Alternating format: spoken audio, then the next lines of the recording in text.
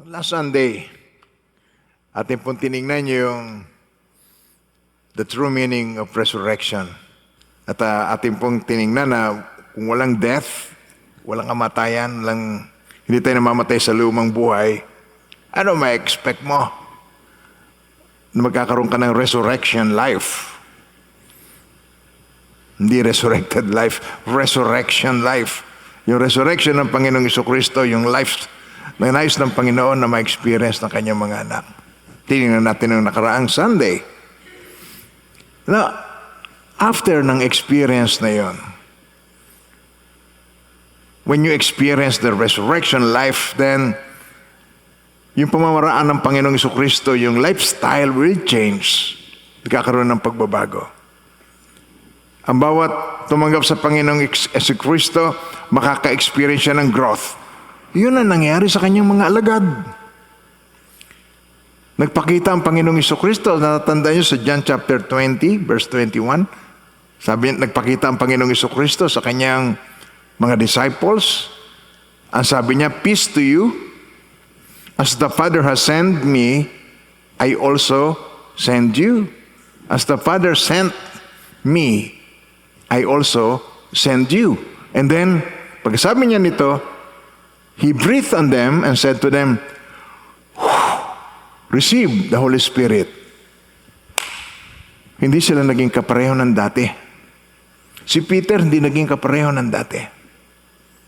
Noong time na yon, nagkaroon ng revival sa kanilang buhay. Nagkaroon sila ng resurrection life. Now, sa ating pong nararanasan ngayon na tayo ay merong invisible enemy. Well, ang God natin ay invisible for one thing. Amen po ba tayo doon? Tanggap po ba ninyo yun? Yun sabi ni Jesus, God is spirit and He must be worshipped in spirit and in truth. So ang ating Diyos ay invisible at ang kanyang kaway ay invisible. We have that invisible enemy na kailangan natin ang invisible na kakampi. At ang good news ay ang ating Ama ay Almighty God. He is in control. Pagka mayroong situation, nagbibigay ang Diyos ng provision sa kanyang mga anak. Now, ang topic natin, ang title ng ating message ngayong umaga. Now, godly way against the invisible enemy. Gusto ng Lord na tayo ay makinig sa Kanya sapagkat even beforehand, ang mga disciples, ang disciples ay followers, ang followers ay estudyante niya, tinuturuan niya. Dati, dependent sila sa Kanyang physical presence. Pero sabi niya, most assuredly I say to you, it is to your advantage that I go away. Because if I do not go away, the Holy Spirit will not come to you. Yun ang advantage ng pag nawala siya, physical, hindi mo siya, yung presence niya, physical presence niya, hindi na nila ma-experience, pero ang ma-experience nila ay higit pa roon, sabi niya, it is to your advantage that I go away. If I do not go away, the Holy Spirit will not come. So yun ang kanyang itinuturo sa kanyang mga alagad. Yun ang kanyang ine-emphasize sa kanila na they are going to be empowered by the Holy Spirit of God. Ayaw niyang sila, hindi niya sinabi sa kanilang, go preach the gospel kaagad. Ang gusto niya, tarry at Jerusalem and wait till you are endued with power from on high. Gusto niyang, ang mga alagad niya ay preparado and well-equipped. Ulitin yung word na yun. Well-equipped. Isa pa. Well-equipped. Gusto niya yung ma-equip ang kanyang mga alagad. Kaya sabi niya, pumunta kayo doon sa Jerusalem, tarry at Jerusalem, in the city of Jerusalem, until you are endued with power from on high. At dumating ngayon yung Acts chapter 2, na dumating na ngayon at naka-experience sila ng touch ng Holy Spirit sa kanilang buhay. Na-experience nila ang Holy Spirit. Amen po. Karamihan sa inyo na-experience ang Holy Spirit. Kahit na-experience natin ang Holy Spirit, mga minamahal ng Panginoon, hindi nawawala sa atin yung decision. Hindi nawawala sa atin yung tayo ay meron ding encounter. Hindi mawawala sa atin yung mararanasan natin na meron tayong kaaway na hindi nakikita na kinakailangan natin mapagtagumpayan. At nasa iba-ibang form ang kaaway. Nag-gets niyo ba ako doon? Alam niyo yung mga spirits na kaaway ay iba-iba ang dating sa atin. Katulad halimbawa niyo, yung mga tao pagka uminom ng alak nasa ibang influence, espiritu ng alak, ibang influence. Yun ang influensya ng alak na kanyang ininom, pinasok sa kanyang katawan. At nung pumasok sa kanyang katawan, nag-iba ang kanyang ugali, nag-iba ang kanyang pananalita, nag-iba ang kanyang tapang. Pero yun ay artificial, bunga lang noon ng espiritu. Sabi, espiritu ng alak. Anong espiritu ng alak? Ibang espiritu yun. Na ang tawag doon ay parmakoya. O yung parmakoya, yung witchcraft, spirit ng witchcraft, yung kinokontrol ka, kinokontrol ang isip mo, yung meron kang mga ayaw mo na, pero masyadong excessive. Excessive yung nararamdaman mo, hindi mo mapigil ang sarili mo. So gusto ng Panginoon na turuan tayo noon na malaman mo na yung mga chemicals na nare-receive natin sa ating katawan, yung alcohol na yon na iniinom natin, nagdadaan sa ating bibig, yun ang entrance, yun ang ating pinag-uusapan ngayon. Na ang purpose ng kaaway ng Diyos is to take control of this body. Nangangailangan siya ng body na magagamit niya, na makokontrol niya, na magagamit niya para sa kasamaan. Hindi magwo-work ang kanyang kasamaan without a body. Kailangan niya ng body. At ang Panginoong Jesucristo, kailangan din niya ng body. We are the body of Christ, remember? Tandaan niyo? Do you not know that you are the temple of God and that the Spirit of God dwells in you? Tapos sa 1 Corinthians 6:19, ang sabi po rito, ganito, tinan niyo po yan. Or do you not know that your body is the temple of the Holy Spirit? Your body is the temple of the Holy Spirit. Isa pa, your body is the temple of the Holy Spirit who is in you, whom you have from God, and you are not your own. Tapos sa verse 20, okay. For you were bought at a price. Therefore, glorify God in your body, in your spirit, which are God's. Kaya itong body natin, meron din tayong tinatawag na body snatcher, na meron gustong kumontrol sa ating body. Nagigets nyo ba sinasabi ko? Okay, sabihin nyo, hindi ako papayag. Hindi yung usapang hindi ka papayag o papayag. Kailangan malaman natin ang God's way against the invisible enemy. May paraan ng Diyos at yun ang tinitingnan natin ngayon. Doon sa Mark chapter 4, sabi ni Jesus, let us go to the other side.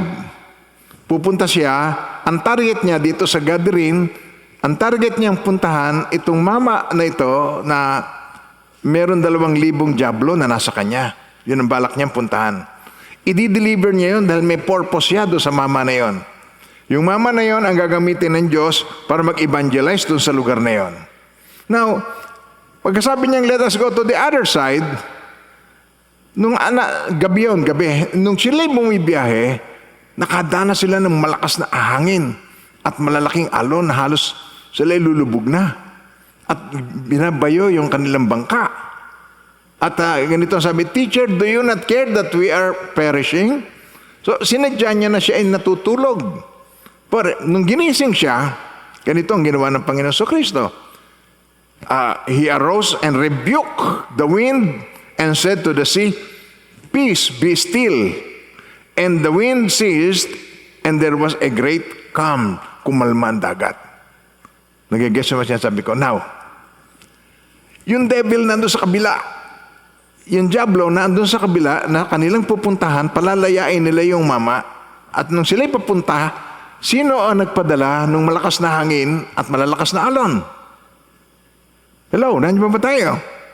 So itong spirit pwedeng nandun sa malakas na hangin, malakas na alon, doon sa Job, kidlat. Nakikita niyo ba sinasabi ko? Pwedeng nasa bagyo, Ginagamit niya ito para makapinsala. Kaya nangangailangan na tayo ay maging discernful. Ang mga mananampalataya ng Panginoon ay dapat natuto. It's about time na matuto tayo. Gets niyo ako? Now, dumating sila doon. Okay. Mark chapter 5 verse 1. So pagdating nila doon sa kabila, sa country ng Gadarenes, and when he had come out of the boat, immediately there met him out of the tombs a man with an unclean spirit, nanggaling doon sa libingan. Tapos sa verse 3, who had his dwellings among the tombs, and no one could bind him, not even with chains. Unchained kayang lagutin. Verse 4, tignan nyo. Because he had often been bound with shackles and chains, and the chains had been pulled apart by him, and the shackles broken in pieces, neither could anyone tame him. Hindi man lang siya makontrol. No one can tame him. Nagigets mo sinasabi ko. At nung makita si Jesus, itong mama na ito tumakbo sa kanya at winorship siya. Pero maya-maya lang biglang naging iba. At sinabi niya rito, what have I to do with you, Jesus, Son of the Most High God? Yung mga disciples, ang sabi ng mga disciples, nung nirebuke niya yung hangin at pinakalman dagat, sino ba ito? Pati hangin ay nauutusan. Nung makaharap ang dyablo, anong kinalaman ko sa iyo, anak ng kataas-taasan? Kilala siya ng dyablo. Hindi siya kilala nung kanyang mga disciples. Sino ba ito? Pati hangin nauutusan. Kilala mo na ba si Jesus? Yun ang tanong. Naniniwala ka ba sa kanyang kapangyarihan? Naniniwala ka ba na siya anak ng Diyos? Siya Diyos? Siya makapangyarihan? Siya ang the great I am? Siya at ang Ama ay isa? Naniniwala ko ba kung sino si Jesus? Now, ito maganda niyan. Doon sa verse 8, sabi niya rito, sabi niya doon sa mama, come out of the man, unclean spirit. Nung lumayas, okay, then he asked him, what is your name? Hello, nandiyan ba kayo? Tinan niya yung eksena. Pinalayas niya, sabi niya, unclean spirit. Pero sabi niya, what is your name? Ano ba yan? Pagka ba ikaw ay nakikipag-usap ng gano'n, what's your name? Hello, kumustahan kayo? Yung ba kanyang purpose no? What is your name? What is your name? Sabi niya, my name is Legion, for we are many. Actually, sinasabi ng mga Bible scholars na hindi 2,000 kasi 2,000 yung dyablo na sinapian niya. Nangangailangan ang dyablo ng sasapian niya. Nagigets mo, sinasabi ko. Nangangailangan ang dyablo ng kokontrolin niya. Anong tinuturo sa atin ng Panginoon? Ito, number 1, na tinuturo niya sa atin. Identify the invisible enemy. Yun ang kanyang itinuturo. What is your name? Makilala natin siya. Ano eksakto siya?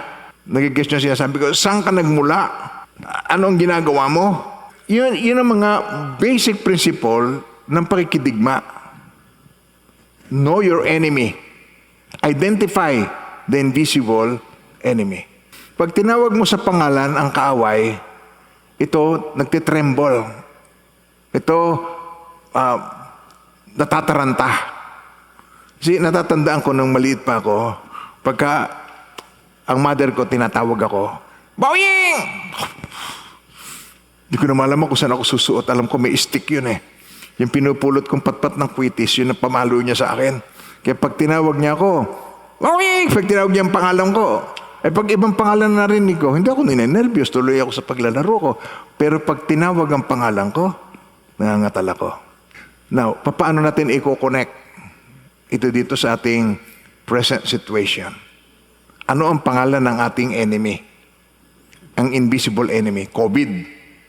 Okay. Hindi lamang naman yan ang problema mo. Hindi naman yan COVID lang. Ang problema mo, may hindering spirit. Bakit hanggang ngayon hindi ka nakakapag-serve kay Lord?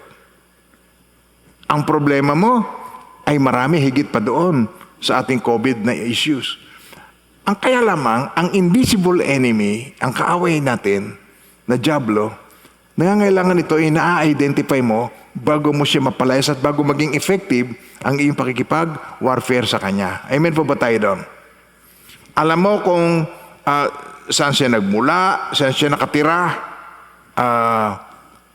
ano ang kanyang pinaggagawa. Ganito po yan. Sa Numbers 13, verse 17 to 20, bigyan ko kayo ng isang napakagandang example. Tingnan niyo. Si Moses, lulusubin niya yung Jericho, yung Kanaan. At pagkatapos, pina-spy, sabi niya sa kanyang mga alagad, mag-spy kayo sa kanila. Tingnan niyo ang mga questions.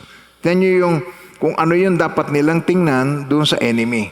Then Moses sent them to spy out the land of Canaan and said to them, go up this way into the south and go up to the mountains and see what the land is like, whether the people who dwell in it are strong or weak, few or many, whether the land they dwell in is good or bad, whether the cities they inhabit are like camps or strongholds, whether the land is rich or poor, and whether there are forests they are not.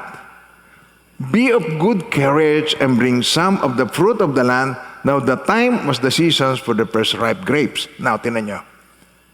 Pinaispiyahan upang malaman niya kung ano ang kaaway. Kung ano yung sasagupain. Maraming mga tao, warfare ng hindi iniintindi. Nakukuha niyo ba ang aking point? Warfare ng warfare, bibaw ng bibaw na hindi iniintindi kung ano yung kinakalaban niya. Nangangailangan na may identify mo ang invisible enemy na ating kalaban. Nagigets mo ang sinasabi ko. Isang bagay ang sigurado, tayo ay binigyan ng Lord ng authority. Yung pananampalataya natin ang higit na mahalaga sa ating pakikidigma. Sabi mo nga sa iyong katabi, pananampalataya ang kailangan natin. Yung ating faith. Then nandiyan sa Hebrews 11, verse 27 to 28.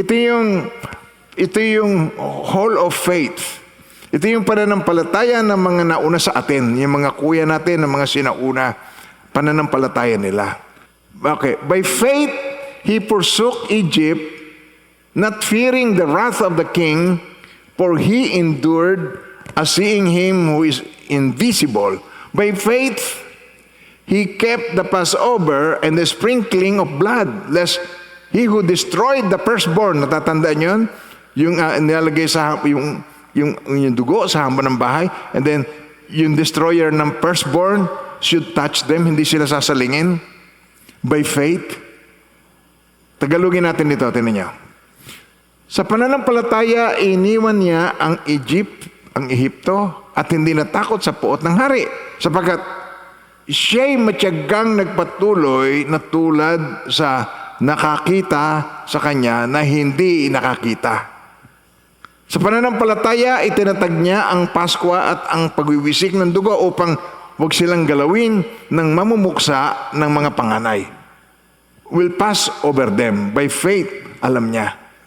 Ikikip niya yung faith. Sa ating time, wala tayong time dito na tayo mag-away-away. Wala tayong time dito na mag-init ang ulo dahil tayo naka-lockdown. Wala tayong time dito na tayo nagwo-worry. Instead of worrying, you start praying. Instead na ikaw ay magbabahala kung ano ang bukas, daanin mo sa panalangin at pagpapasalamat sa Diyos, sapagkat ngayon pa lamang ipagpasalamat mo na ang bukas at iyong makakamtam ang ipinagpasalamat mo. Nawari ito'y nakamtam mo na sa pangalan ng Panginoon. It is time for Christians na makita niya ang invisible enemy by faith. Paminamalang Panginoon, napakaraming example. Yung mga kaaway na hindi nakikita na ipinapahayag sa Bible. Napakarami. Hindi isang katahang isip lamang ng Hollywood. ang dyablo. Siya ay totoo. Kung totoo ang Diyos natin, totoo din ang kaaway ng ating Diyos. We must be aware of what's going on. Father, cover all of us with the blood of Jesus. Secure us, Lord, in the hollow of your hand. And thank you, Lord, for the redeeming power of the blood. Sanctifying power of the blood. Salamat po, Panginoon, na kung kami ay natatakpan ng dugo, the enemy will just pass over us. In Jesus' name, amen. So ito po yung mga idini-describe sa Bible, sa Old Testament. Sa New Testament, napakaraming insidente ang pinamamalas. Nagpipreach si Jesus, may isang mama na demonize. Napakaraming insidente sa Old Testament na idini-describe dito yung warfare, yung spiritual warfare. Na nangangailangan ito ng authority na ipinagkaloob sa atin ng Panginoon. Amen po ba tayo doon? Sabi sa Ephesians 6:12, tinan niya. For we do not wrestle against flesh and blood, but against principalities, against powers, against the rulers of the darkness of this age, against spiritual host of wickedness in the heavenly places. Okay, ulitin natin. Tinan niyo po. Hindi raw tayo nakikipagdigma o nakikipag-away sa flesh and blood sa tao. Hindi tao ang ating kaaway. Look, sino ang nag-aaway sa mundo? Hindi po ba mga tao? Sino ang pinupuksa? Hindi ba mga tao? Sino yung mga drug lords na napapatay at saka yung drug addict na napapatay at ang pumapatay ay tao rin? Tignan nyo, tao, nagpapatayan sa isa't isa. Tao, naglalaban-laban. Pero hindi ang kalaban natin ay tao. Ang kalaban natin, sabi dito, we are fighting against principalities, against powers, against the rulers of the darkness of this age, against spiritual host of wickedness in the heavenly places. Kaya ang kaaway natin, kung titingnan natin po sa Tagalog, tingnan natin, tingnan nyo. Hindi tayo nakikipag-away, nakikidigma sa laman, flesh and blood, sa nakikipaglaban sa laman at dugo, kundi laban sa mga pinuno, laban sa mga may kapangyarihan, laban sa makapangyarihang di nakikita na naghahari sa sanlibutan, sa kadilimang ito, laban sa hukbong espiritual ng kasamaan sa kalangitan. So ito ang ating kaaway. Kaya kung tayo mayroong mga issue, kung ikaw ay kaibigan niya, if you're a friend of Jesus, ang ating pong atakihin, attack the problem, not the person. Hello, nandiyan ba tayo? Kung ano yung problema, yun lang, wag ang tao ang atakihin. Mga minamahal ng Panginoon, yung mga nakikinig dyan na first time lang po kayong nakapakinig, wag po nating atakihin ang DSWD. Wala naman silang magagawa. Dahil kung kulang ang kanilang i-distribute, dahil kulang ang pondo ng ating bansa. Maging ang Amerika nga, hindi nila ma-provide ang lahat-lahat ng pangangailangan. Napakalaking bansa na noon. Ito pa kaya ang ating bansa. Kaya hindi natin aawayin ang mga ginagamit ng Panginoon. Hindi natin aawayin ang mga frontliners. Kung hindi matugunan ang lahat ng mga nangangailangan may karamdaman sa ospital, walang magagawa ang ospital. Ganyan lamang ang kanyang kapasidad. Nasa isang sitwasyon tayo na ang problema ay hindi expected. Hindi ito inaasahan. Ito'y dumating ng hindi inaasahan. Hindi kasama nga ng pondo ng ating bansa. Nangutang na nga tayo sa World Bank. Attack the problem, not the people, not the person. Amen po. Amen po tayo doon? Ulitin natin yan. Attack the problem, not the person. Amen po. Why? Dapat nating malaman na ngayon, ang time na malaman natin na ang wickedness ay namamayani sa sanlibutan. Si Satanas is considered the gods of this world. Siya ang Diyos, yung maliit na Diyos. Yung violence na nakikita natin, yung wickedness, yung immorality, yun ay nagmumultiply sa ating kapaligiran. Yun ang lagi nating napapakinggan, napapanood sa television, sa news. Laging may violence, violente, wickedness, immorality. Yan ang nakikita natin. Araw-araw sa ating buhay. Hindi itong ating daigdig. Aalisin tayo dito ng Diyos pagdating ng araw. Sabi sa 1 John 5:19, tingnan niyo po. Basahin natin sabay-sabay. We know that we are of God and the whole world lies under the sway of the wicked one. Alam natin tayo sa Diyos, tayo anak ng Diyos, at ang buong sanlibutan ay nasa kapangyarihan ng dyablo. Ang entertainment, ang mga style ng damit. Sabi niyo, Warren, style ng damit. Style ng damit. Wow. Talaga naman pag itinaas ang kamay, makikita mo na yung butas ng malaking kilikili. Nakikita mo yung mga style ng damit. Ang designer, ay nasisiguro ko, hindi to under sa Espiritu, hindi kumikilos ito, under the Spirit of the Lord. Ang mga usong damit, lalo na yung Oscar o yung mga artista, award, bibigyan ng award, palabasan. Palabasan na ang istorya ng kanilang suot na damit pa. Mas labas ang katawan, mas sinahangaan. At gustong-gusto ng madla na makita ang mga taong labas. Labas ang kung ano-ano. Okay, now, sa 1 John 3:8, okay, tingnan po natin dito. Okay, ready? Okay, basahin natin po. He who sins is of the devil, for the devil has sinned from the beginning. For this purpose, the Son of God was manifested, that He might destroy the works of the devil. Jesus is in us. Kung natatandaan niyo yun, di ba? Tayo templo ng banal na Espiritu. Sa Galatians 4:6, upang ipakilalang anak, pinagkalooban tayo ng Espiritu ng anak, upang makatawag tayo sa Kanya, Ama, Ama ko. Hindi na tayo alipin, kundi anak, sapagkat anak, tayo tagapagmana ayon sa kalooban ng Diyos. So therefore, Jesus will destroy, He might destroy the works of the devil through the church, through us, sa pamagitan ng mananampalataya, na empowered ng Espiritu ng Diyos, na tao na empowered ng Holy Spirit of God. Ang question ay, paano mo gagawin yon? How can you do that? How can you destroy the work of the devil if you don't even know the works of the devil? You don't even know the uniform of the enemy. Hindi mo malaman ang karakteristik ng kaaway. Mangyari po habang nakaupo ang anak sa kanang trono ng Diyos. Okay? The Lord said to my soul, sit on my right hand until, akalagay doon sa Bible po until your enemy becomes footstool ng Diyos. So, paano mangyayari yon na magiging footstool siya? Paano mangyayari yon na madidestroy yon? Habang si Jesus, ang gagawa noon ay tayo. Kaya ang church people, tayong lahat po, with due respect po sa inyong lahat, sa inyong belief at sa inyong faith.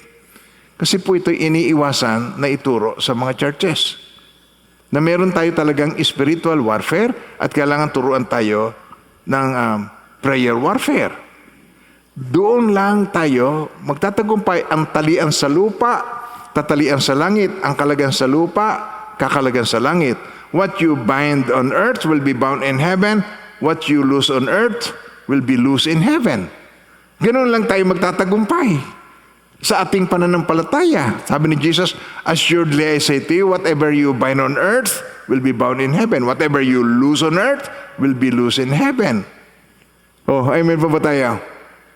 And again, I say to you, if two of you agree on earth concerning anything that they ask, it will be done for them by my Father in heaven. Kaya ang mga families, pinag-aaway. Ang mag-asawa, hindi nagkakasundo. Ang magulang at saka anak, hindi magkakaisa. They cannot do prayer warfare in their family, in their homes. Walang powerless ang family. Why? Ignorance, laziness, and rejection of truth. So ito ang napakahalagang makita natin. That we will make the difference, lalo na ngayon nasa last days na tayo, we will make the difference in this world. Sino ang gagawa ng difference na yan? The children of God. I am a child of God. Hindi kanta lang yun, I am a child of God. Ialang ang i-impose natin ang authority. Oh, amen po ba tayo doon? Yes. Okay, so yun ang una. Number one, you have to identify the invisible enemy. And number two, you need to learn how to strengthen the entry point of the enemy in your life. Sabi niyo ngayon na entry point. Entry point. Meron niyang entry point sa iyo. Naa-allow mo siya o na-overlook mo, nakaka-enter siya. Nagigets mo man sinasabi ko? Amen ba tayo doon? Then sa Ephesians 4:27, be angry and do not sin. Tapos sabi niya, nor give place to the devil. Huwag ninyong, sa Tagalog, huwag bigyan ng pagkakataon ang dyablo. Sisasamantalahin niya yung iyong emotion. Meron kang entry, may makaka-enter siya sa iyo. Dinan niyo sa Luke 22, verse 3 and 4. Then Satan entered Judas, surname Iscariot, who was numbered among the 12. So he went his way and conferred with the chief priests and captains how he might betray him to them. Para may betray si Jesus Christ. So si Satan nag-enter kay Judas. Merong entry point. Dito sa Matthew 12, dito sa verse 43 and 44. Ang masamang espiritu daw, pagka ito'y lumabas sa isang tao, ito'y maghahanap ng lugar na mapapagpahingahan. He will go look for dry places and a place where he could rest. And he will find none. Wala siyang makatatagpuan. Kaya isabi niya sa kanyang sarili, babalik muli ako doon sa bahay na aking pinanggalingan. Sabihin mo yung word na yun, babalik sa bahay na pinanggalingan. Aha! So pagbalik niya doon sa bahay na pinanggalingan niya, matatagpuan niya ito, empty, swept, and put in order. Yan ang makikita niya doon. Pero tinan niyo yung word na empty. Empty, wala ang word. Mga minamahal ng Panginoon. Yung empty, pagka meron kang empty can, tinan niyo po ito. Itong tubig, meron pang portion doon. So pwede ko itong dagdagan ng liquid doon lamang sa kung saan siya may empty. Pero kung ito ay punong-puno, wala ka nang may dadagdag. Pero kung ito ay empty, makakapili ako ng pwedeng ilagay. Pwede kong lagyan ng kape, pwede kong lagyan ng juice, pwede kong lagyan ng ketchup, patis, toyo. Nagagets nyo? Pero pag ganito, wala ka masyadong mailalagay. At lalo na kung ito'y punong-puno, wala ka nang pwedeng ilagay. Ito ang nasumpungan ng dyablo. Pagbalik niya sa kanyang pinanggalingan, I will return to my house from which I came. And when he comes, he finds it, empty, swept, and put in order. Maayos na ang pamumuhay ng tao, maayos na. Malinis ang loob, pero empty. Kaya sabi ng Panginoon, hindi ba kayo nagtataka na lagi siya be filled with the Holy Spirit of God? Mapuspos ka ng Espiritu ng Diyos. If you are filled, wala nang pwedeng pumasok sa iyo if you are filled with the Holy Spirit of God. If you are Spirit-filled, walang emptiness, wala nang pwedeng sumingit sa iyo. Nag-gets mo sinasabi ko, sa hospital nga pagkapuno ng pasyente, wala ka nang pwedeng ilagay. Wala na tayong magagawa pagkapuno na. Hello, nandiyan ba tayo? Now, kung wala nang bakante, wala siyang lugar. Pero natagpuan empty. A lot of so-called Christians, they are empty. They are swept and put in order. Kaya sasabihin ng dyablo, sabi niya ito, verse 45, then he goes and takes with him 7 other spirits.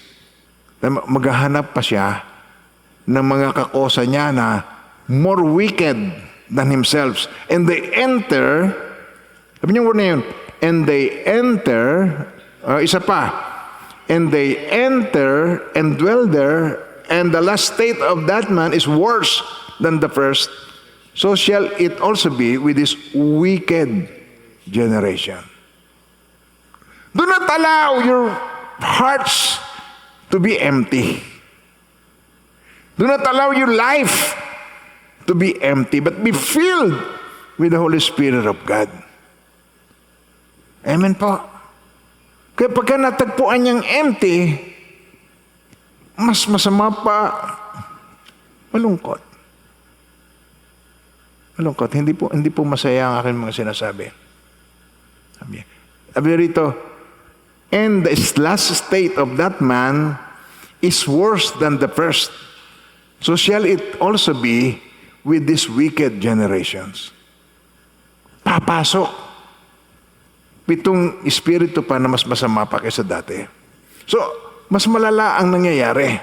At napakarami, born again pa naman. Pastor pa naman. Hello, nandiyan ba tayo? Worker pa naman ng church. Bilib na bilib pa naman ako, tiwalang-tiwala pa ako. Hindi ko akalain na gagawin niya sa akin yon. Natitisod, nadidismaya. Nakukuha niyo ba sinasabi ko? Now, kailangan nating matutunan kung paano natin strengthen ang entry point of the enemy. Yun ang pangalawa nating dapat matutunan. Ating patibayin yung entry point. At ito'y 6 openings in your body na kailangan nating makita. Ang unang-una ay sa tainga. Alam niyo ba na kung ano yung mga naririnig mo lagi, napapagaya ka doon? Pag naririnig mo yung palaging nag-aaway, na laging nagmumura, na laging sila kung mag-away at nakikita mo lang, lagi na lang yung masasamang pananalita ang naririnig mo. Lumaki ka sa environment na ganon, automatic na sa iyo pag nagalit ka, ganon ka rin.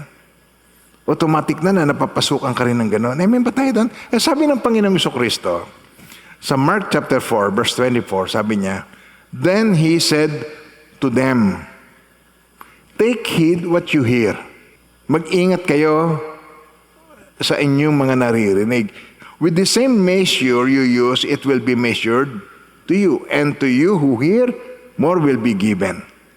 Alam niyo nung unang panahon, yung panahon ng sa Exodus, nung ang mga Israelita na ando na sila sa wilderness, nung umalis sila sa Egypt, merong sumama sa kanila na ang tawag ay mixed multitude. Sa Bible ninyo, pwede ninyong i-search yun, mixed multitude. Alam niyo yung mixed multitude, hindi ito yung lifestyle niya ay Jewish na Jewish, at hindi naman ang lifestyle niya ay Egyptian na Egyptian. Mixed multitude nga, nasa gitna. So, anong ibig sabihin nito? Mistiso. Hello, nandiyan ba tayo? Mangyari 430 years ba naman sila sa pagiging slave? So ano may expect mo naman? Dito napakarami ng mga Jewish na babae nag-asawa ng Egyptian. Merong Egyptian na babae nag-asawa ng Hudyo. At pagkatapos, itong mga ito lumaki na rin kasama nila. Pagkatapos yung mixed multitude, hindi ito kuhang-kuha ang culture nila 100% ng mga Jewish, at hindi rin ang culture ng Egyptian 100%. Bakit pa sila sumama? Isipin nyo, bakit sumama itong mixed multitude? Paminamahal ng Panginoon. Si Moses nagpakita ng spectacular na mga miracles. Yung tubig, naging dugo. Nagpakita siya ng napakaraming miracles. Ngayon, sila ay mistiso, may lahi rin naman sila, pero hindi sila puro. Sumama sila. Kasi curious sila kung ano ba itong magandang lugar na pagdadalan sa kanila ng Diyos. Gusto nila, nung naghihirap na, sabi niya nga yung salitang niya, nung naghihirap na, okay, isa pa. At tinan niyo, pagka ba masaya, may reklamo? Pagkakain na ng lechon, hamon, meron man reklamo? Hindi ba ang reklamo pagka yung ligpitan na? Di ba ang reklamo pagka yung natapos na yung picnic, pagka yung pauwi na? Di ba ang reklamo Pagka yung galing na tayo sa ating gustong puntahan, pagod na, pag napagod na, o yung halfway na nagawa mo na yung gusto mong gawin, ito yung mga mixed multitude. So yung mixed multitude, ito yung mga nagrereklamo. Mga minamahal ng Panginoon. Sa church, ay napakaraming mixed multitude. Kasama mo nagwo-worship yan, nakataas pa ang kamay niya. Ako, kung talaga naman kung makapagtaas ng kamay, at saka kung makapagpuri yan, huwag kang tatabit. Masasampal ka ng kamay niya, pagka bumukang, hallelujah, nako, tatamaan ka. Walang pakialam sa nasa tabi niya. Kung makabuka, makataas, tatamaan ka. Pero sa kaunting problema, tatamaan ka rin sa kanya. Sa kaunting problema, may reklamo rin siya. Pagka yung sacrificial na ang gagawin natin, yung may sacrifice nang nakalaan, eto na, reklamo na. At sa reklamong ginagawa, maraming naapektuhan. Take heed what you hear. Hello, nandiyan pa ba tayo? So, sabi sa 2 Corinthians 10:4 verse and 5, tinan niyo. For the weapons of our warfare are not carnal, but mighty in God for pulling down the stronghold, casting down arguments. Ang argumento, yung mga argumento, yung kung ano bang stand ng isa't isa, and every high thing that exalts itself against the knowledge of God, bringing every thought into captivity to the obedience of Christ. Mga minamahal ng Panginoon, sa inyong naririnig, nagkakaroon ka ng isipin. Natatandaan niyo ba yung kay Adam and Eve? Hindi ba nagsimula ito nung marinig niya yung sinasabi ng snake, yung serpent, na sabing, totoo ba sabi ng Diyos, huwag mo kakainin lahat ng bungang kahoy? Hindi naman. Yung lang isa na nasa gitna, wag daw namin kakainin o hihipuin man lang. Dinagdagan pa, in-exaggerate. Nahalata ng Diablo na meron itong gustong marinig sa akin. Hindi totoo yan, hindi kayo mamamatay. Tingnan niyo. Yung doubt sa salita ng Diyos. So yung nagkaroon siya ng mixed thinking. Nagkaroon siya ng doubt sa kanyang mind. Huwag kayong tumingin sa akin na parang, hindi ka ba naka-experience magkaroon ng doubt sa Diyos? Okay, taas ang kamay. Sino nagkaroon ng doubt sa Diyos? Pakitaas ang kamay. Taas eh. Sino? Hindi ba? Hindi ba? Lalo na't yung merong hardship, yung merong struggle, yung hindi mo alam kung kailan mag-e-end, katulad ng ating situation ngayon, ng COVID, saan mag-e-end? At pag nag-end, may trabaho pa ba ako? At pag nag-end, ang ekonomiya kaya, tutuloy pa rin o babaksak ang economy? Hello, nandiyan ba tayo? Hindi man, napakarami nating isipin, pero alam nyo, ang Diyos ay nakakaalam. Ang tiwala ko kay Lord. Hindi ako mananangan sa aking nararamdaman. Nagtitiwala ako sa kanyang pangako. Na sabi niya, I know the thoughts that I think towards you, says the Lord. Thought of peace and not of evil, to give you an expected end. Sa ibang translation, to give you a future and a hope. A hope and a future. Expected end. Maganda ang plano ng Diyos sa akin. Nagtitiwala ba kayo na maganda ang plano ng Diyos? Regardless. Alam niyo, pag ang tiwala mo sa Diyos, wala kang alalahanin.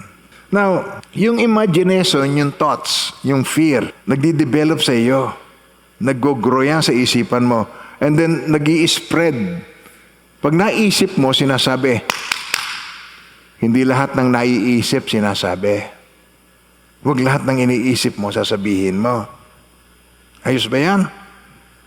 Hindi lahat ng naiisip mo, sasabihin mo.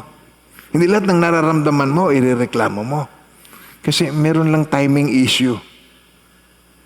Hello, nandiyan ba tayo? Kalimitan sa inireklamo mo, sa halip na kinumple mo, hindi naman totoong nangyari. Meron naman magandang plano ang Diyos lagi. Amen pa tayo doon? Naniniwala ba kayo doon? Now, bantayan natin kung ano ang ating pinakikinggan. Si Peter, isang example, nung una, ang pinakikinggan niya, ang Espiritu ng Ama. Sabi niya, you are the Christ, the Son of the living God. Sabi ni Jesus, mapalad ka, Peter. Hindi flesh and blood ang nag-reveal niya sa iyo, kundi ang amang nasa langit. Ibig sabihin, sensitive siya sa naririnig niya sa Holy Spirit. Pagkatapos po nun, merong isang insidente. Sabi ng Panginoon, ako'y pagkakanulo, ako'y uhulihin ng matatanda, ako'y pahihirapan, parurusan, at papatayin sa ikatlong araw, ako'y muling mabubuhay. Niyaya siya ni Peter, sabi niya, huwag nawang itulot na mangyari yan sa iyo, Panginoon, hindi mangyayari sa iyo. Na-recognize ni Jesus, hindi na Holy Spirit ang pinakikinggan ni Peter. Ang devil na, sabi niya, get behind me, Satan, for you are not mindful of the things of God, but of the things of man. Tumingin kayo sa akin dala, ilang beses ko nang senior yan. Ilang beses nyo nang ini-apply. Nag-guess na siya, sabi ko, naramdaman mo, binoise out mo kagad. Hindi ka nag-iingat. Hindi lang nangyari yung gusto mo sa oras na gusto mo. Meron ka agad negative comment. Pero yun pala, meron pang ibang magandang plano ang Diyos sa iyo. Ilang beses ka nang napahiya sa reklamo mo na hindi naman talaga yon. Hindi ba napakabuti ng Diyos? May ba tayo doon? Napakabuti ba ni Lord? Mabuti pa ang Lord sa iyo? Ha! Woo! Amen! Ang laging tukso sa atin gusto niyan tayo maging in control. Ang tukso ng diablo nung umpisa pa, sabi niya kay Eve, you will be like God. You will know what is good and what is evil. Gusto yung maging in control. At yan ang problema ng buong mundo. Gusto yung maging in control. Gusto maging in control sa future. Kaya nag-aalala siya ko ng future. Gusto maging in control sa kanyang nakaraan na hindi naman niya makokontrol ang nakaraan. Kaya hindi siya makapagpatawad sa mga puminsala sa kanya o nagkamali sa kanya. Nagigets niyo? Pag kinontrol mo nakaraan, kinontrol mo ang future, hindi ka makapagpatawad at nangangamba ka sa future, ang mga aapektuhan sa iyo ay ang iyong present, ang pangkasalukuyan. Kailangan matutuhan natin ito. I-strengthen mo yung entry point. Ang unang entry point ay ang ating tenga. Yung ating naririnig, uunawain natin ito ba'y galing sa Diyos o galing sa kaaway ng Diyos. Hindi lahat ng narinig mo, sasabihin mo kaagad. Amen ba tayo doon? Yes. Now, ang pangalawa, ang ating mga mata. Medyo palalim tayo rito. Sabi ng Panginoong Jesucristo sa Luke 11:34 tungkol sa mata, the lamp of the body is the eye. Therefore, when your eye is good, your whole body is full of light. Your whole body. Lahat ng area ng iyong pagkatao is full of light. But when your eye is bad, your body also is full of darkness. Okay, Tagalog. Ang iyong mata ang pinakailaw ng iyong katawan. Kapag malinaw ang iyong mata, maliliwanagan ang buo mong katawan. Ang mga bahagi ng katawan mo ay nagliliwanag. Ngunit kung malabo ang iyong mata, madirim lang ang buo mong katawan. At gaano kayang kadilim yan? Kasi pag nakakita tayo ng isang picture, magkakaroon ito, magre-register ito sa ating mind at mag-iisip tayo ng meron tayong imagination na iiral sa ating isipan. Sa ating panunood at hindi natin binantayan ang pinapanood ng ating ng pamilya. Hindi binabantayan yung panunood ng mga kabataan. Itong uso ngayon. Ang uso ngayon, may mga sweetheart. Meron niya yung parang soap opera, tsaka yung mga TV series. Meron niya mga batang-bata pa na merong relationship. Nag-aaral pa lang na meron ng relationship. Nagsisimula na. At ito, mga ginagaya ng mga kabataan. Kaya nakikita natin dito na napakadami ngayong kaso because of kung ano yung pinagmamasdan ng iyong mata, kung ano yung pinag-uukulan mo ng tinatawag mong libangan sa iyong living room, dito na uubos ang iyong time, napakaraming mga bata ang naliligaw. Nagkakaroon sila ng maling pananaw. Nakakapag-decision sila at naiisip nila na okay nga yatang testingin yung mga bagay na yon. Pag nakikita, pumapasok sa mind, nagkakaroon ka ng idea. Violente, napanood mo, violente, very violent. Lalo na itong yung mga teleserye sa Pilipinas, lagi na lamang itong galit sa isa't isa. Lagi na lamang itong nanlilisik ang mga mata. Pagka, ang tingin pa nito, yung laging patagilid, kukuha na ng kamera, para bagang ang mata ay parang mata ng alimasag. Nandun sa kabila yung ang eyeball ay nandito sa gilid ng ganyan. At saka ang mata nanlilisik at nanggigitil pa kung magsalita. Ganon. Nakita niyo ba na parang ikaw mismo nagkakaroon ka rin ng galit? Nakita natin yung yung katwiran niya. Yung katwiran niya, kung paano yung katwiran niya, yung nagsasalita na yon. Namamana mo yung katwiran niya. How about pornography? Yung pornography, ito na yung dulo. Pero yung iba, nai-entice ka lamang. Nai-encourage ka lamang. Nai-encourage ka ng, katulad halimbawa, ang ipinakikita yung, ang asawa niya merong, ang kanyang karibal sa asawa niya ay lalaki. Nakikita natin dito na sa kapapanood niya ng gano'n, naisip niya, okay nga yata. Tapos, yung mga merong struggle sa kanyang heart tungkol sa kanyang nararamdaman na kakaiba na to sa puso niya, maglaladad na siya ng it is okay to be honest about yourself. Papahayag niya yung kanyang sarili. Sa kapapanood mo nito, pumapasok sa mind, nagiging ganun ka rin. Sa pornography, sa perversion, yung mga abnormal desire, mag-auntie, magkapatid, magpinsan, yung mga abnormal desire, nakikita niyo yan? Ang nakakapanood ng ganito, hindi na nagiging kapareho ng dati. Yung nakakabasa, ito, mata door of the eye. Nakabasa ka ng magazine ng tungkol sa sexual scene, tapos na-entice ang iyong naramdaman, hindi ka na naging kapareho ng dati buhat nun. Natatandaan ko nung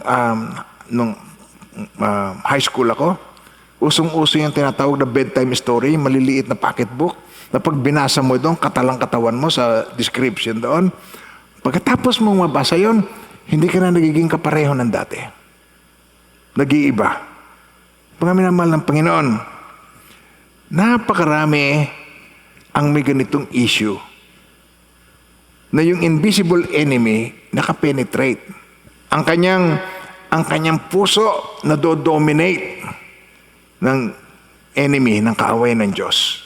Yung nakikita mo, na isasagawa mo. Yung napapanood mo, na isasagawa mo. Tingnan yung mga katabi niyo, mukhang anghel, mukhang hindi alam ang sinasabi ko. Parang ako lang ang nakakaalam sa sinasabi ko. Parang walang experience. Pero ito nangyayari. Dahil yung entrance, hindi ka naging mag-iingat, nakapasok sa pamamagitan ng mata. You have to protect yourself from seeing the wrong thing. You have to protect your child from seeing the wrong thing sa iyong anak. You have to protect your apo from seeing the wrong thing. Yung mga affairs, romance, love story sa soap opera, you have to protect your eyes from seeing these things. Magpe-penetrate sa heart, magiging ganun ka. Napapanood mo na kasi nandyan lang sa cellphone mo. Kahit saan ka naroroon, nakatago ka. Kaya ikaw, na templo ng banal na espiritu, napupulyut. Dahil hindi, nami-mismanage mo ang iyong tenga, nami-mismanage mo ang iyong mga mata. Because you're not careful with what you're looking at. Pangatlo, eto na, palalim na tayo rito. The door of the mouth, sa bibig. Gaanong karaming kamatayan ang nangyayari because of eating the wrong kind of food. Yung pagkain na hindi nararapat. Tanyo, hindi normal na ang iyong ovary ay maraming cyst. Hindi normal na ikaw ay laging merong UTI. Hindi normal. Hindi normal na lagi nang may singaw ang iyong nguso. Labi, hindi normal. Now, by eating the wrong kind of food, napakaraming tao ang namatay.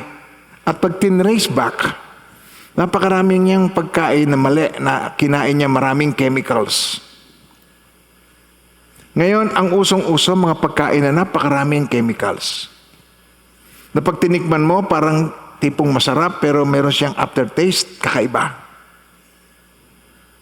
Nagigets mo sinasabi ko, processed food, maraming preservative, soft drinks, yung mga contaminated na tubig, hindi maingat sa iniinom na tubig.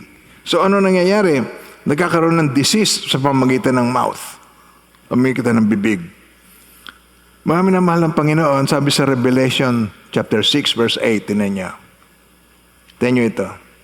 So I look and behold a pale horse, and the name of him who sat on it, ang anong pangalan niya?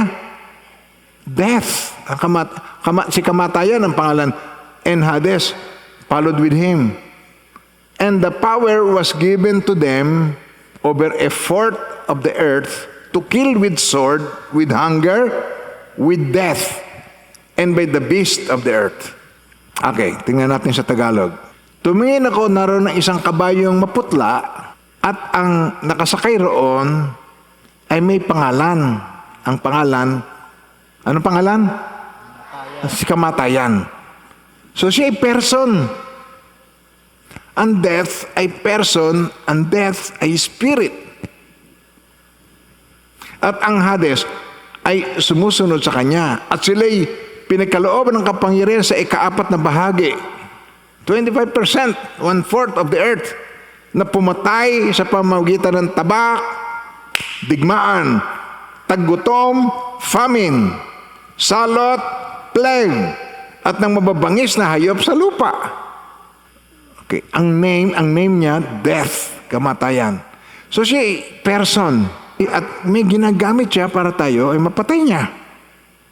At ang ginagamit niya, pagkain, inumin, maring alak, maring soft drinks, maging contaminated water, maging maaring pagkain na napakaraming chemicals, maraming preservative, maraming enhancer ng lasa para sumarap. Hello, nandiyo ba tayo? Hindi ka namamatay kaagad, but it shortens your life. Umiigsi ang buhay ng tao dahil doon. Because of food, the door of the mouth. You just take in whatever you want to take in. Kung masarap ang lasa, hindi kakain. Nagigets ba sinasabi ko? Mas mabuti pang lugaw na lamang at wisikan mo ng asin. Sea salt. Mas mabuti pa. Kumuha ka ng talbos ng kamote, ilaga mo, steam. Ako, napakasarap. Plastic. Pag bumili ka ng soft drink para hindi isama ang bote, isasalin nyo sa plastic bago lalagyan ng straw. Susupin mo yon. Plastic. Masama sa katawan natin ng plastic. Nasusundan nyo pa ba ako, mga minamahal ng Panginoon? Ulitin natin, basahin nyo. And I pray na ito'y mabuksan kayo rito. The door of the mouth. Okay. Kung paanong ang buhay mo ay naapektuhan, umiigsi ang buhay ng isang tao. Okay, ready? Tumingin ako at naroon ng isang kabayong maputla at ang nakasakay roon ay may pangalang kamatayan. Mayroong pangalan. Di siya person. At ang Hades ay sumusunod sa kanya. Okay. At sila'y pinagkalooban ng kapangyarihan sa ikaapat na bahagi ng lupa na pumatay sa pamamagitan ng tabak at ng taggutom, ng salot at ng mababangis na hayop sa lupa.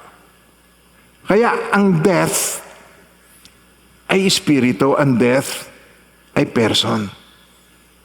But you have to identify At ang ating haharangan, ang ating pag-iingatan, yung pumapasok sa ating bibig. Hello, nandiyan ba tayo, mga minamahal ng Panginoon? Paano mo mapoprotektahan ang mga bagay na ito kung hindi mo naman nakikita kung paano niluto ito? Ganito po yan. Father, thank you for this food. May you sanctify this food with the blood of Jesus.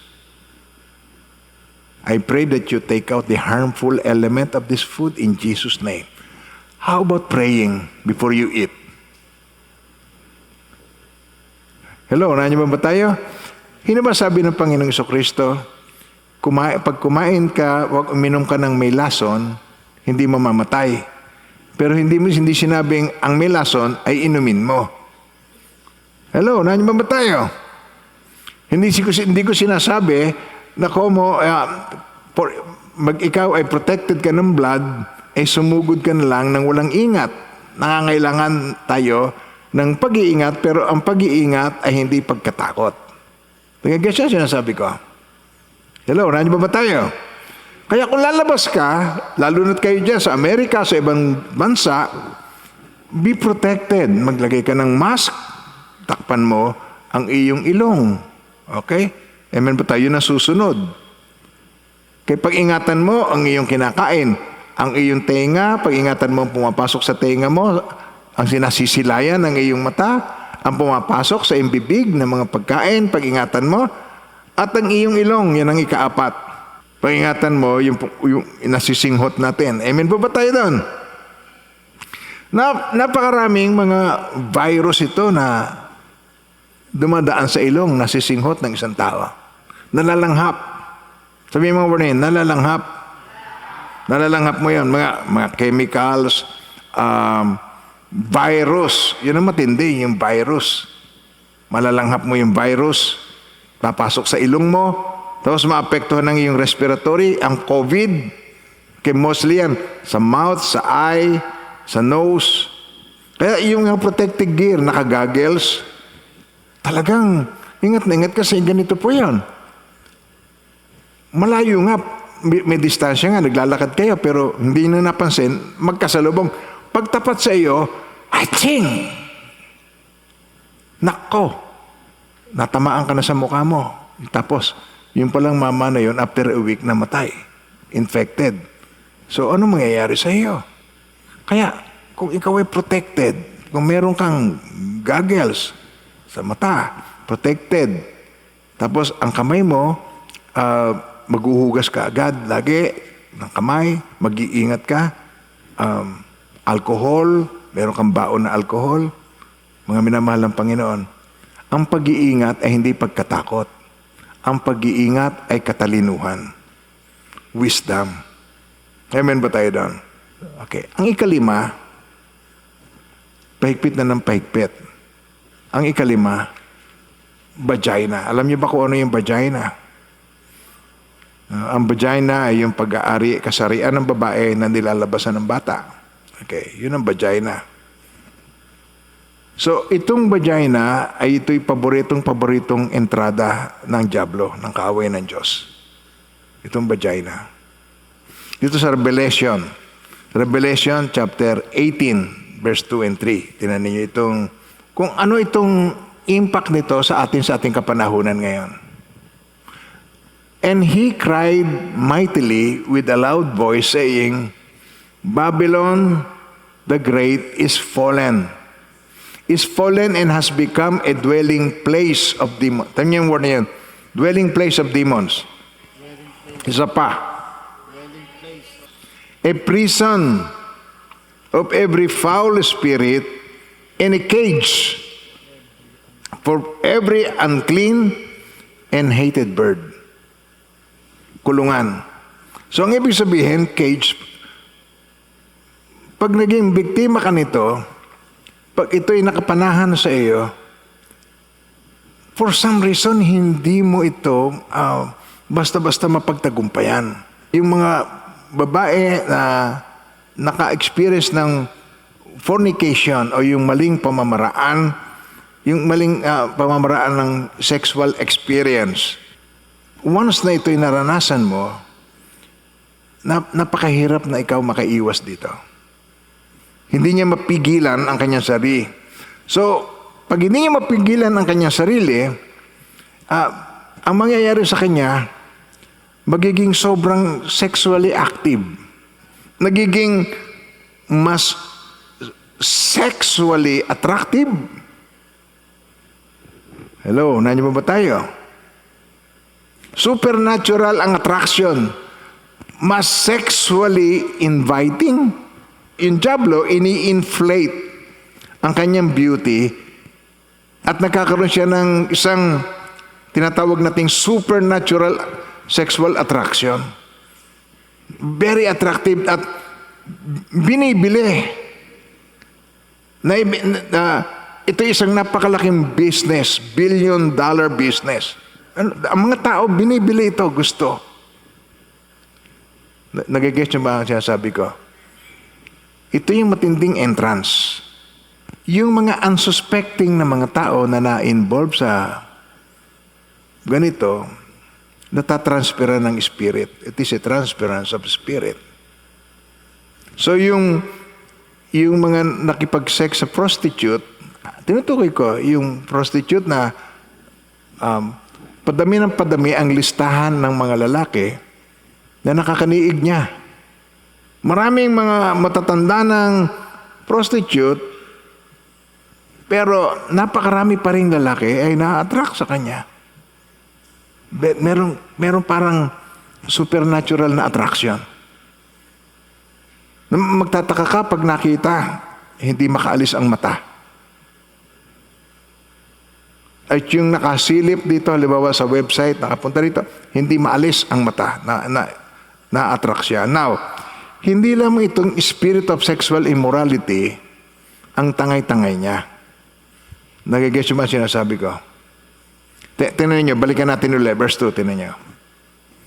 And he cried mightily with a loud voice, saying, Babylon the great. Sabay-sabay. Okay, ready? Go.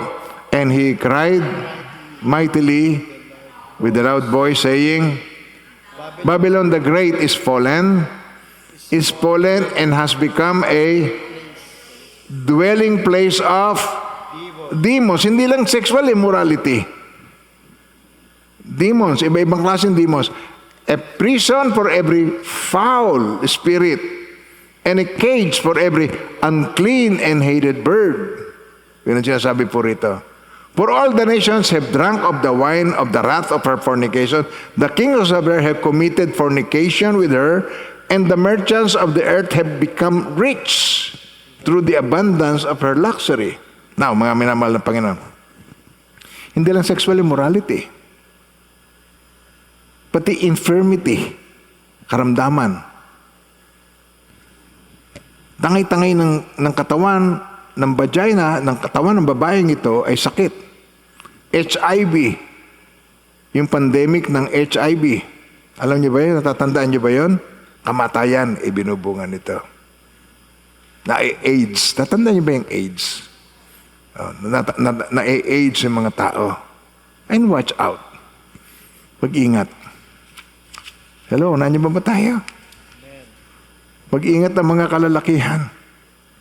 Kailangan ma-strengthen natin itong door na ito. Yung mga kababaihan maging maingat. At ang mga kalalakihan ay maging maingat. Ang ika-6, pinakahuli, the door of the anus. Homosexuality. Lalaki sa lalaki. Bakit natin dinidiscuss ito? Invisible enemy. Nakaka-enter. Infiltrate. Nai-infiltrate. Tingnan niyo. Dito sa Romans 1 verse 26 to 28. For this reason, God gave them up to the vile passion. For even their women exchanged the natural use for what is against nature. For what is against nature. Hindi natural. Yung mga kababaihan, against nature ang ginagawa. Nakukuha niyo ba sinasabi ko? Hindi ko maidetalye masyado yung tungkol sa entrance ng vagina. Pero dito sa anus, hindi ko rin masyadong maidetalye. But mga minamahal ng Panginoon, you have to be open-minded at makita ninyo ang truth na ito. Tingnan sa verse 27. Likewise also the men, leaving the natural use of the women, burn in their lust for one another, men with men, committing what is shameful and receiving in themselves the penalty of their own for their error which was due. And even as they did not like to retain God in their knowledge, God gave them over to a debased mind, to do those things which are not fitting.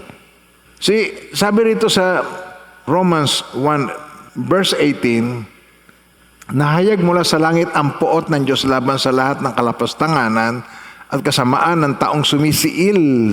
Sabi niyo mo na yan, sumisiil sa katotohanan sa pamagitan ng kanilang kasamaan.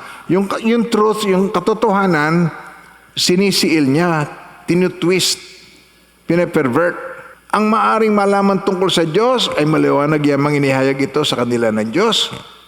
Mula pa nang likain niya ang sanlibutan, ang kalikasang di nakikita, ang kanyang walang hanggang kapangyarihan at pagka-Diyos ay maliwanag na inihayag ang mga bagay sa ginawa niya. Kaya't wala na silang maidadahilan. Kahit nakilala na nila ang Diyos, siya ay di nilang pinarangalan bilang Diyos, pinasalamatan masalip, naghaka-haka sila ng mga bagay na walang kabuluhan at nadimlan ang kanilang mga hangal na pag-iisip. Sila'y nagmamarunong, ngunit lumilitaw na hangal. Sabay-sabay. Sila'y nagmamarunong, ngunit lumitaw na hangal. Bakit? Nang talikdan nila ang kadakilaan ng Diyos na walang kamatayan at sambahin ang mga larawan ng taong may kamatayan. Gumawa ng mga images, larawan ng mga taong may kamatayan. Nakukuha niyo ba sinasabi ko? Kahit ano pa yung image na yon, kahit na ano pa, hindi mo alam talaga kung siya nga yon. Masabi mo, si Jesus Christ naman sinasama ko. Ano malay mo ko si Judas yon? Magkakamukha naman sila. Pagka nga sa movie, hindi mo alam kung sino si Jesus at si Judas. Yung ang mga tao doon mismo, hindi alam malibang halikan ni Judas kung sino si Jesus. Ang halikan ko, yun na si Jesus. Hello, naan niyo ba tayo? Tapos gagawa ka ng larawan ni Jesus, sasabihin mo yun na si Jesus. May maputi, may maitim, at tawagin mo Black Nazarene. Hello, naan niyo ba tayo? Hindi. Totoo ba sinasabi ko? Paano malalaman na si Jesus yun? Tapos, mga hayop, mga tao may kamatayan, na mga ibo, na mga hayop na may 4 na paa, at ng mga nilalang na nagsisigapang. Kaya tinayaan na sila ng Diyos sa kanilang maruraming pita hanggang sa magumon sila sa paggawa ng kahalayan sa isa't isa. Tinalikdan nila ang katotohanan tungkol sa Diyos at pinilitan ng kasinungalingan, sinamba nila at pinaglingkuran ang nilalang sa halip na lumalang na siyang dapat papurihan magpakailanman. At tingnan ninyo, huwag niyong tingnan ito na ito'y isang religious offense.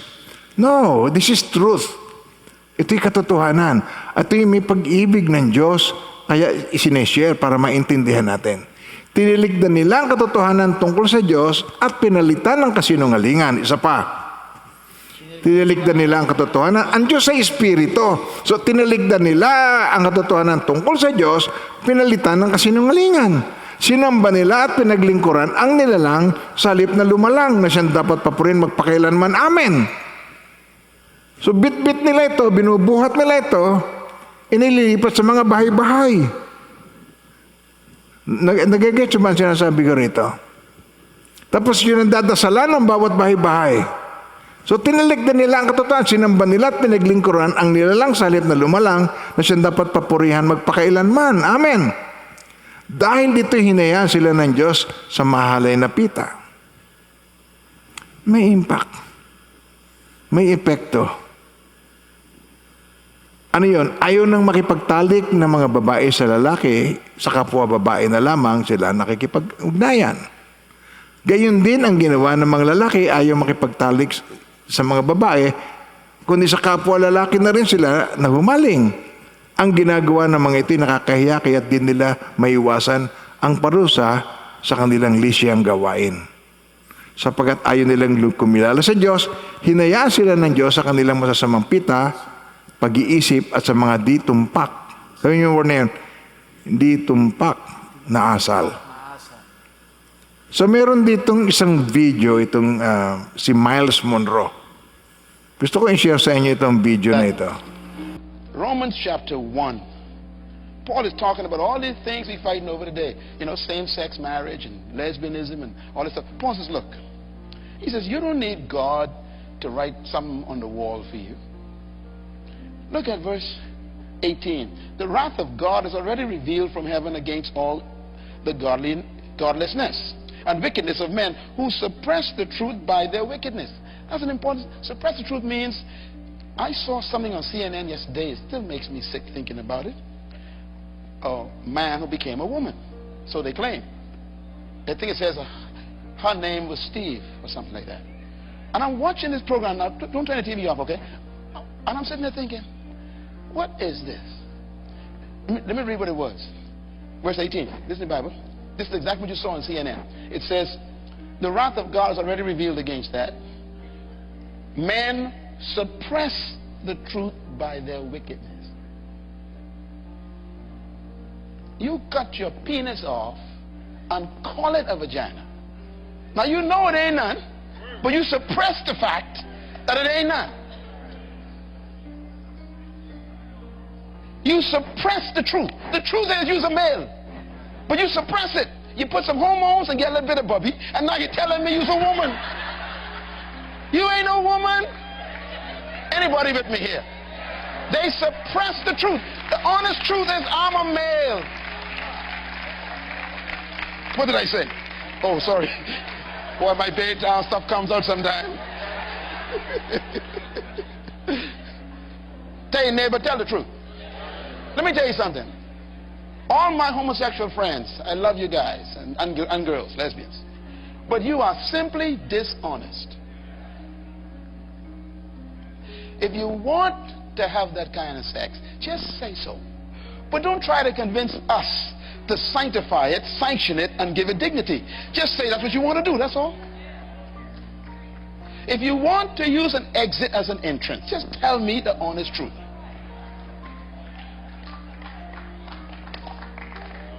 Don't try to get me to dignify it, sanctify it, glorify it, and then make it legal.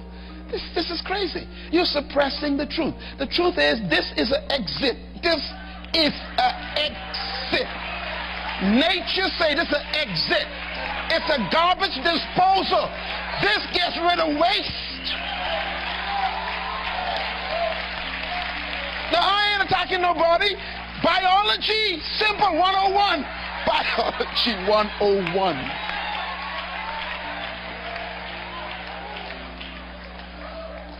It's a law. The law of my rectum is excretion. It's a law. No legislation can transform that into something else. You suppress the truth. Yung natural na nilikha ng Diyos, yun ang kanilang sasabatahin. Hindi lang yan ang problema. Kung gusto nila ng lalaki sa lalaki o babae sa babae, okay, pero ang gusto pa, tayo sumang-ayon sa mali, sumang-ayon sa illegal, kumampi tayo doon, magboto tayo doon, at payagan natin yung hindi nararapat. Now, mga minamahal ng Panginoon, ito yung entrada na nagkukos ng napakaraming problema sa mga tao. At alam nyo, pati ang government alam itong issue na ito. Now, pag ang isang bata na molestya, alam niyo yung bata, hindi na ito magiging kapareho ng dati pag namolestya. Now, ito'y criminal case. Sapagkat ang sinisira mo dito, buhay ng isang tao. Hindi na siya magiging kapareho ng dati. At hindi lang yan. Ulitin ko, yung AIDS, yung HIV pandemic, dito kumalat. Nangyayari ang ating nararanasan dahil sa maling kapamaraanan. Hindi ko sinasabing itong COVID ay bunga nito. Pero ito'y bunga ng kasalanan ng tao at hindi pag-iingat ng tao. At hindi pagmamalasakit ng tao sa kalikasan nating ginagalawan. Dinudumihan, sinisira ang mga kalikasan na pagpapala ng Diyos para sa ating lahat. Amen po ba tayo doon? At tinan ninyo, yung mga craving, yung tomboy at saka yung bakla, yung craving, yung sexual craving nila, wala silang craving sa fornication. Ang craving nila, yung sobrang kabigatan ng dalahin ng kanilang mga puso, ay may kinalaman dun sa perversion.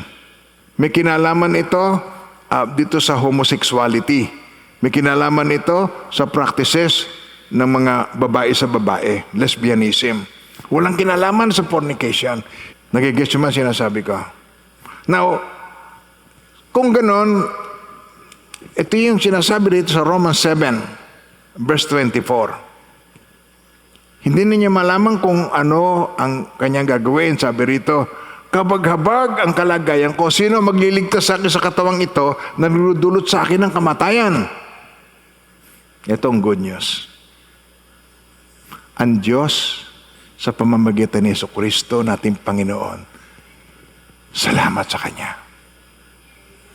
Nung siya namatay at nabuhay na maguli, we can face tomorrow. Meron tayong pag-asa. Makapagtatagumpay tayo sa craving na ito na hindi nararapat. Kung tayo man ay biktima, tayo ay magiging victor. Tayo ay magiging victorious, tayo magiging matagumpay. Amen ba tayo doon? Sa bawat sitwasyon, ang Diyos ay mayroong provision.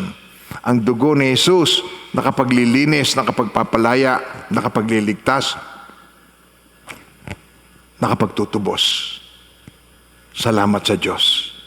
Purihin ang Panginoon sa Kanyang kabutihan.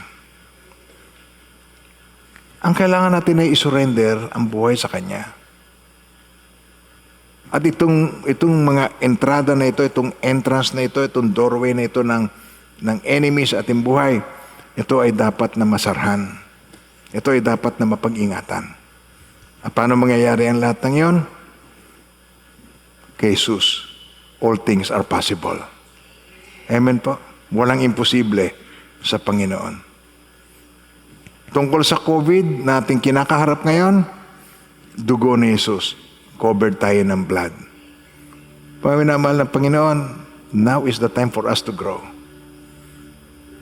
Now is the time for us na tayuan natin because Jesus Christ won the victor's crown. Huwitin natin ito. Hallelujah. You have won the victor's crown. You have triumphed over sins and death. Your name is lifted high and reigns through all the earth.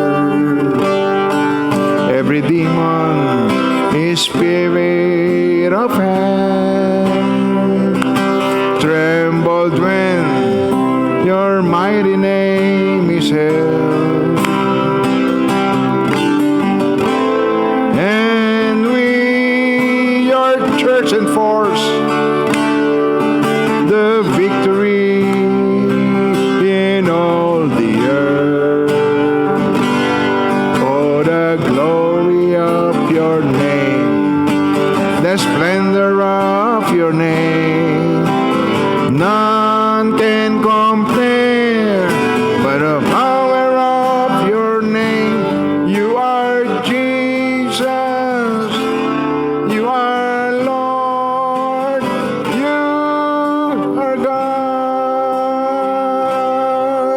You have won the victor's crown. Hindi tayo mga victims. You have triumphed over sins and death.